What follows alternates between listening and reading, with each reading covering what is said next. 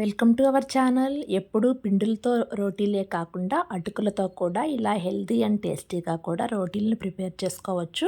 చేసుకోవటం కూడా చాలా ఈజీ అండి. ఇక్కడ మనం దీనిలోకి సజ్జ అటుకులను ఉపయోగించి ఈ రోటీలను ప్రిపేర్ చేస్తున్నాము. ఇక దీన్ని ప్రిపరేషన్ కోసం ముందుగా మనము అటుకుల్ని ఒక 30 మినిట్స్ పాటు అయినా సరే నానబెట్టుకోవాలి. ఇక్కడ నేను ఒక కప్పు సజ్జ అటుకులు తీసుకుంటున్నాను. మామూలు అటుకులతోనైనా సరే మీరు ఈ విధంగా చేసుకోవచ్చు. ఒక కప్పు అటుకులు అయితే ఒక మనిషికి కరెక్ట్గా సరిపోతాయి. ఒక 6, 7 అవుతాయండి. ఇప్పుడు మనము అటుకుల్ని ఒక 30 మినిట్స్ పాటు నానబెట్టేసుకోవాలి. అటుకులు మనకు త్వరగానే నానుతాయి, ఎక్కువ టైం ఏం అక్కర్లేదు. అటుకులు మునిగేంత వరకు వాటర్ పోసి ఈ విధంగా మూత పెట్టేసి ఒక 30 నిమిషాలు వదిలేస్తే ఇలా సాఫ్ట్గా అవుతాయండి. ఇప్పుడు వీటిని జాలి గంటలోకి తీసుకొని ఎక్సెస్ వాటర్ని తీసేసుకోవాలి. ఈ వాటర్ని మనము అప్పుడే పడవేయకుండా పిండి కలిపిన దాకా ఈ వాటర్ని ఉంచుకోండి. ఒకవేళ మనం బియ్యం పిండి యాడ్ చేస్తాం కాబట్టి మరీ పిండి గట్టిగా అయినట్లయితే ఈ వాటర్ని మనము యూస్ చేసుకోవచ్చు. అటుకులు ఈ విధంగా నాని మనకు రెడీ అయిన తర్వాత ఇక పిండి కలుపుకోవడానికి ఒక బౌల్ తీసుకొని దానిలో ముందుగా నానిన ఈ అటుకుల మిశ్రమం మొత్తాన్ని వేసేసుకొని ఇక బైండింగ్ కోసం మనం కంపల్సరీగా బియ్యం పిండిని యాడ్ చేయాలండి. ఇక్కడ నేను హాఫ్ కప్పు కన్నా కొంచెం తక్కువగా బియ్యం పిండి తీసుకున్నాను. ఇది పొడి బియ్యం పిండేనండి. ఇది ఉంటేనే మనకు రోటీ సాఫ్ట్గా టేస్టీగా వస్తుంది. ఇక దీనిలోకి కట్ చేసి పెట్టుకున్న ఉల్లిపాయ ముక్కలు, కరివేపాకు, అలాగే కొత్తిమీర, కట్ చేసి పెట్టుకున్న పచ్చిమిర్చి, అల్లం ముక్కలను కూడా వేస్తున్నాము. ఇంకా మీకు కావాలంటే పచ్చిశనగపప్పును కూడా ఒక గంట పాటు నానబెట్టేసుకొని దాన్ని కూడా దీనిలో యాడ్ చేసుకున్నా సరే టేస్ట్ చాలా బాగుంటుందండి. అలా కూడా ట్రై చేయండి. ఇక దీనిలోకి తురిమిన క్యారెట్, ఒక స్పూన్ జీలకర్ర, ఇక రుచికి సరిపడా సాల్ట్ వేసేసుకుంటే చాలు. ఇంకేం వేసుకోవాల్సిన పని ఏం లేదండి.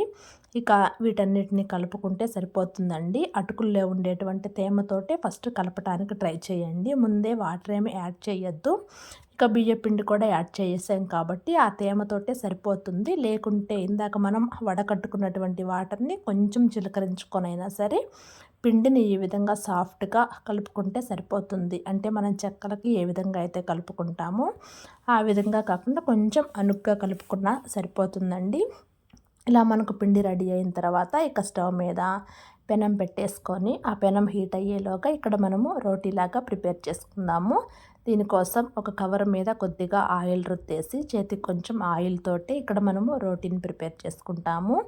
ఇలా చేత్తో మీకు వత్తటం కష్టంగా అనిపించినట్లయితే ఆ కవర్ మీద ఇంకొక కవర్తో కవర్ చేసేసి అడుగు సమానంగా ఉండేటువంటి ఈ గిన్నెను తీసుకొని ఇలా వత్తినట్లయితే మనకు పని ఈజీ అవుతుందండి.